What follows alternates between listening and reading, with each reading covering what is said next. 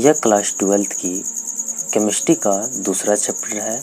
इस चैप्टर का नाम है विलियन, इंग्लिश में सॉल्यूशन कहते हैं, जो कि 5 मार्क्स का पूछा जाता है। इसका पहला क्वेश्चन है व्हाट इज सॉल्यूशन। विलियन क्या है? दो या दो से अधिक पदार्थों के समांग मिश्रण को विलियन कहते हैं। दो या दो से अधिक पदार्थों के समांग मिश्रण को विलियन कहते हैं। इसके अंतर्गत विलायक है सॉल्वेंट। विलियन में जिसकी मात्रा अधिक होती है उसे सॉल्वेंट कहते हैं। अगला है सॉल्यूट। विलियन में जिस अवयव की मात्रा कम होती है उसे विलय कहते हैं। एग्जाम्पल दिया हुआ है। फिर है विलियन की विशेषताएं। सॉल्यूशन की विशेषताएं क्या है? विलियन हमेशा समांग मिश्रण होता है। विलियन हमेशा समांग मिश्रण होता है। विलियन में विलायक और विलय एक दूसरे से प्रतिक्रिया नहीं करते हैं। विलियन में विलायक और विलय एक दूसरे से प्रतिक्रिया नहीं करते हैं।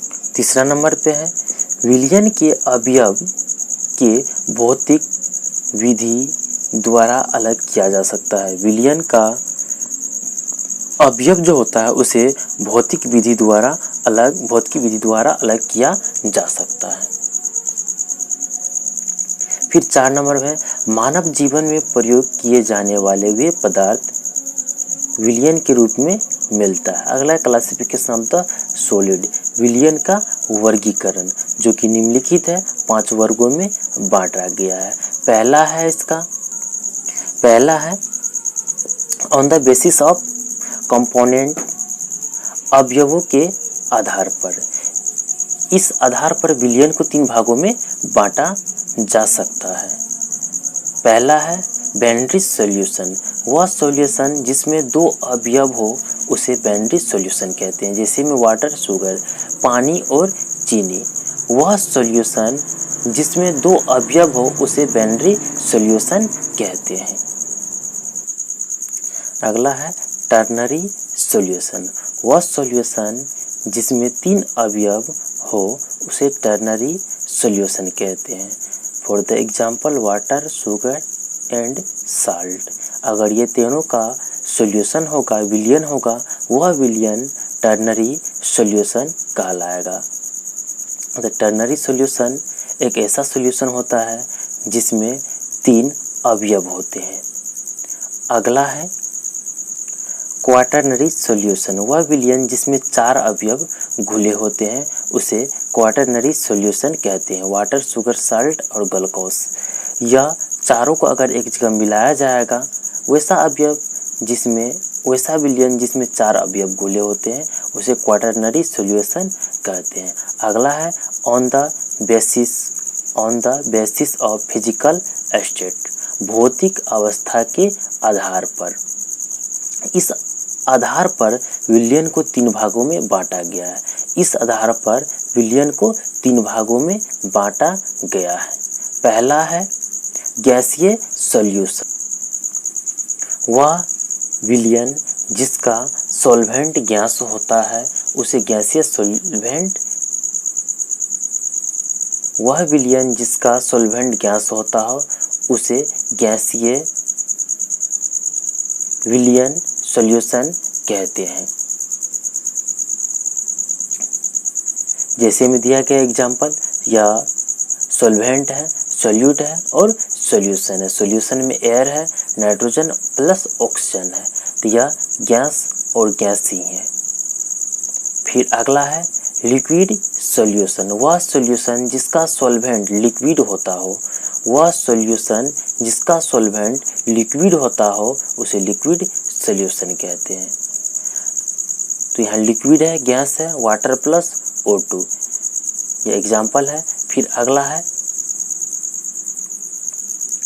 है घुले हुए विलय के आधार पर। इस आधार पर विलियन को 2 भागों में बांटा गया है। पहला है असंतृप्त विलियन और दूसरा है संतृप्त विलियन। वह सॉल्यूशन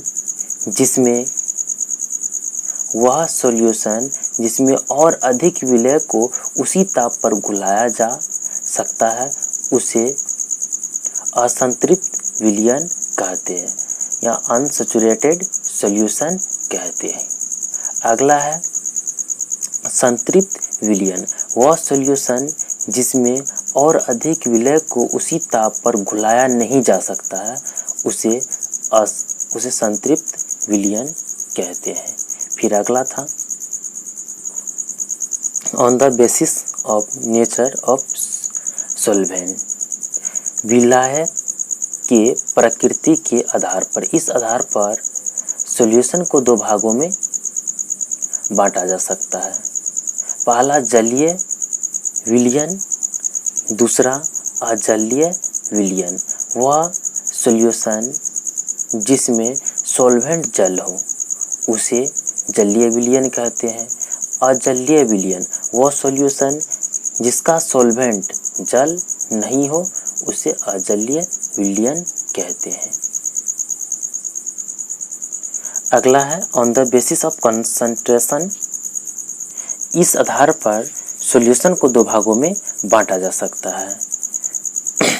तनु विलयन, वह विलयन जिसमें विलय की मात्रा कम होती है तथा उसकी सांद्रता 0.1 m से कम होती है, उसे तनु विलयन कहते हैं। अगला है सांद्र विलयन, वह विलयन जिसमें विलय की मात्रा अधिक होती है तथा उसकी सांद्रता 0.1 m से अधिक होती है, उसे सांद्र विलयन कहते हैं। फिर सांद्रण के बारे में पढ़ना है। किसी विलयन में उपस्थित विलय की मात्रा को उस विलयन का सांद्रण कहते हैं। किसी विलयन में उपस्थित विलय के मात्रा को उस विलयन का सांद्रण कहते हैं। सांद्रण को निम्नलिखित विधियों द्वारा व्यक्त किया जा सकता है। परसेंटेज है, मोलालिटी है, फिर मोल फ्रैक्शन है और फॉर्मेलिटी है, पार्ट पर मिलियन जिसे ppm कहते हैं, फिर नॉर्मलिटी है। पहला है परसेंटेज, प्रतिशत। किसी विलयन के 100 भाग में उपस्थित विलय की मात्रा को प्रतिशत कहते हैं। किसी विलयन के 100 भाग में उपस्थित विलय की मात्रा को प्रतिशत कहते हैं। प्रतिशत को मुख्यतः दो भागों में बांटा जा सकता है। मास परसेंटेज, द्रव्यमान प्रतिशत जिसे W/W कहते हैं। किसी सॉल्यूशन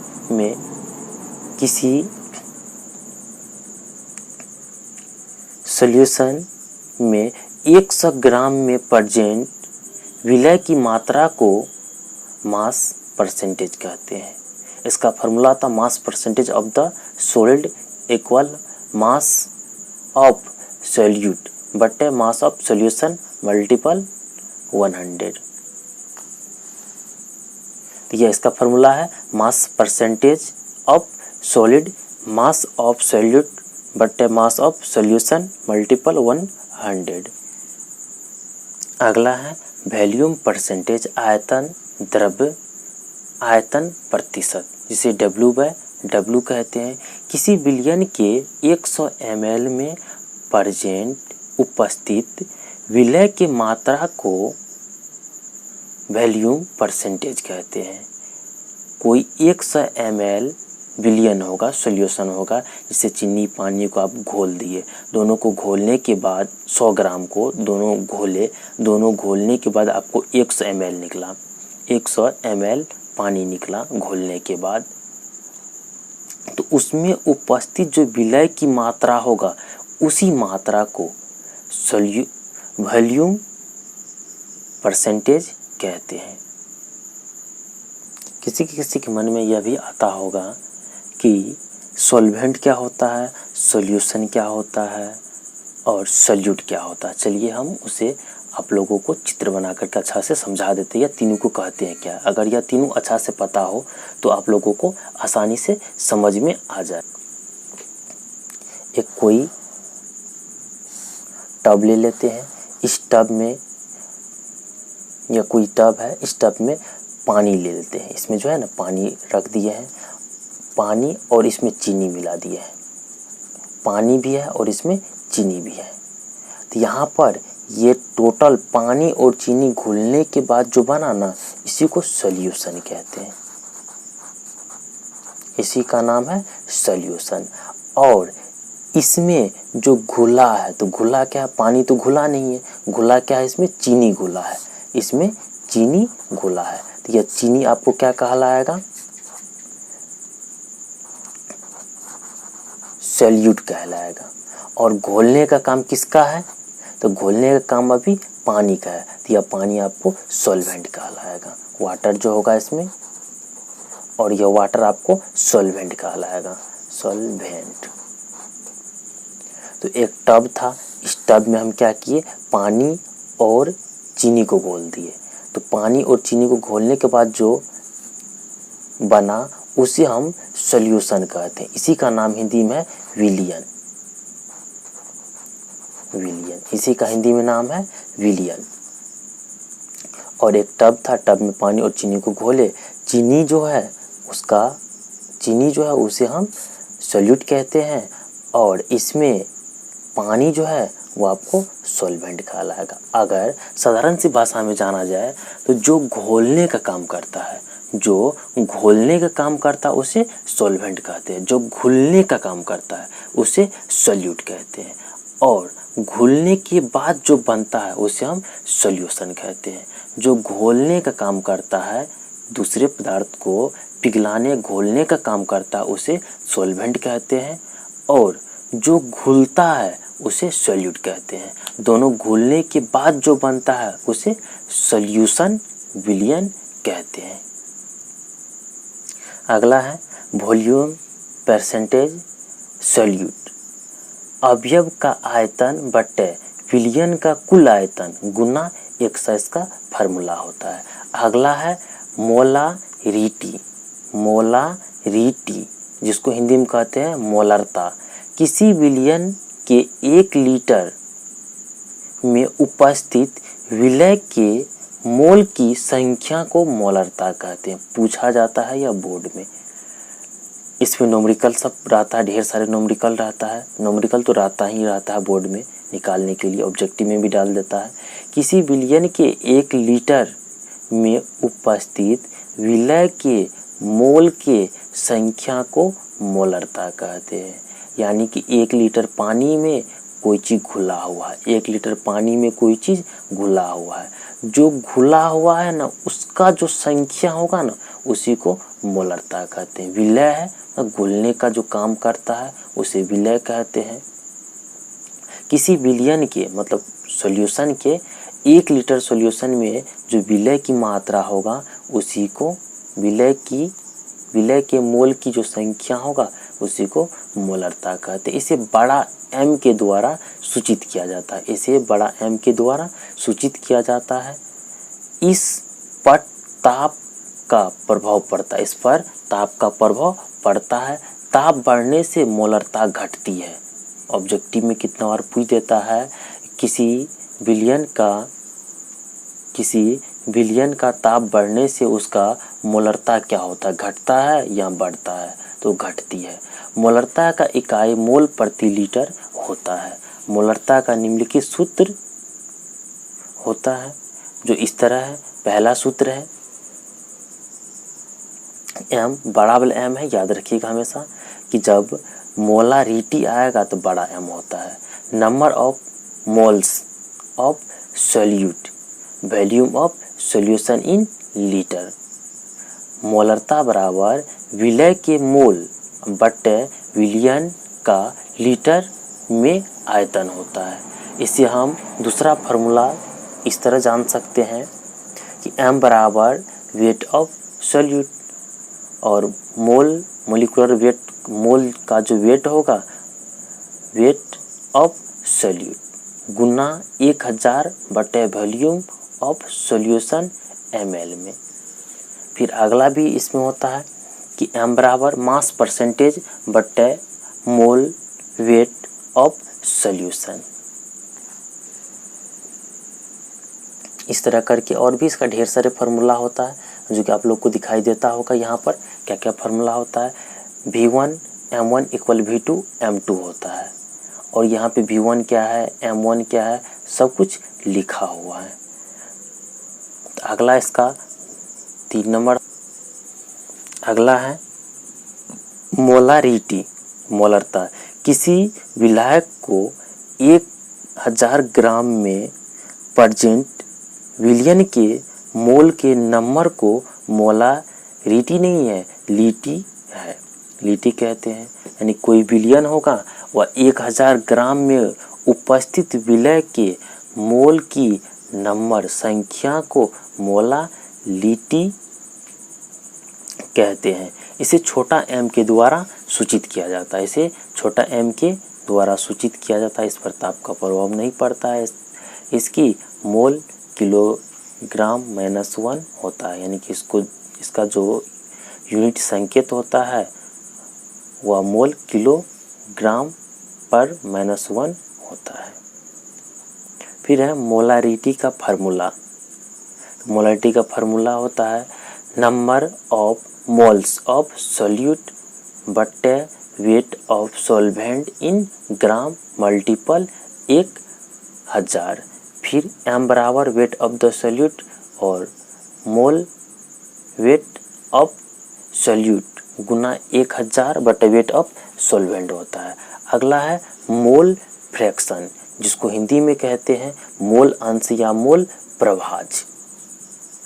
किसी विलयन विलय या विलायक के मोल तथा विलयन के मोल के संख्याओं के अनुपात को विलय का विलायक मोल प्रभाज कहते हैं। यानी किसी विलयन या विलायक के मोल तथा विलयन के मोल के संख्याओं के अनुपात को विलयन या विलायक का मोल प्रभाज कहते हैं। माना कि विलय के मोल की संख्या N1 तथा विलायक की मोल की संख्या N2, तो विलयन का कुल मोल की संख्या क्या हो जाएगा, यह दोनों को जोड़ देंगे। यह है विलय, यह है विलायक, तो यह है घोलने वाला, यह घुलने वाला, दोनों को जोड़ देंगे तो जो विलयन सॉल्यूशन होगा वह निकल जाएगा, N1 प्लस N2 निकल जाएगा। फिर विलय का मोल अंश X1 मान लिया है, X1 बराबर निकालना होगा तो N1 बटे N1 टोटल विलय की मोल की संख्या हो जाएगा।